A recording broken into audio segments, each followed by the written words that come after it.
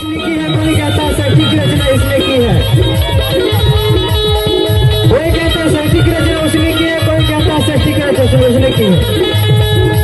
लेकिन आगे षष्ठी की रचना कैसे होती है गीत के माध्यम से ये प्रस्तुति करना चाहेंगे।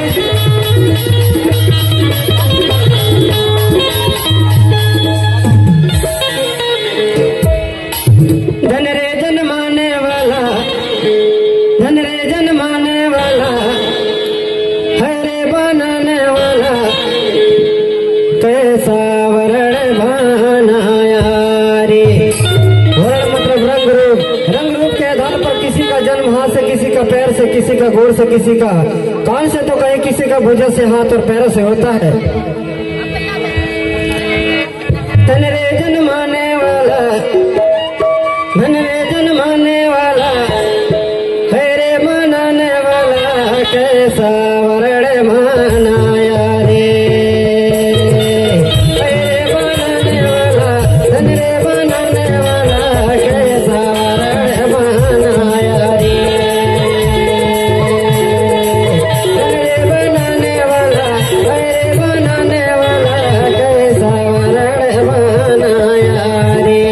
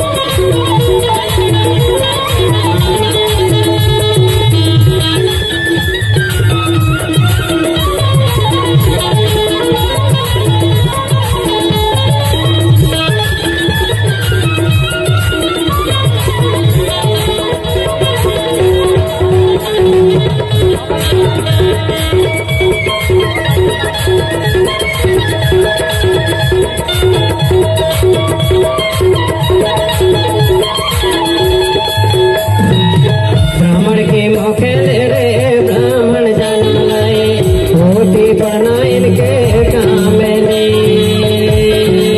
ब्राह्मण के भोजले होते जन्म लाए, होती पढ़ना इनके काम ले।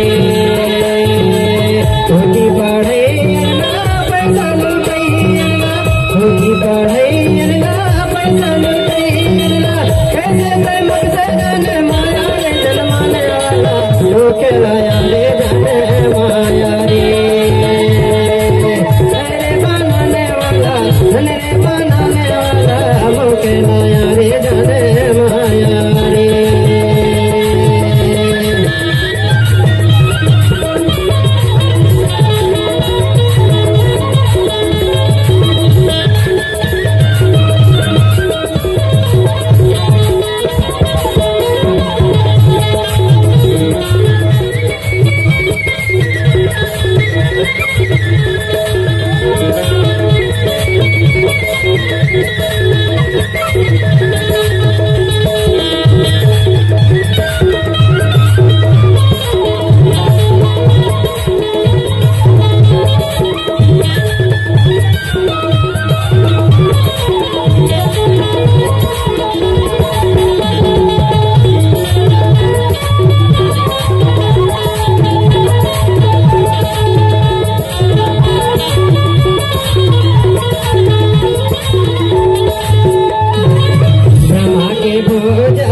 छतरे जाना में लाए, नावे पार इनके काम ले।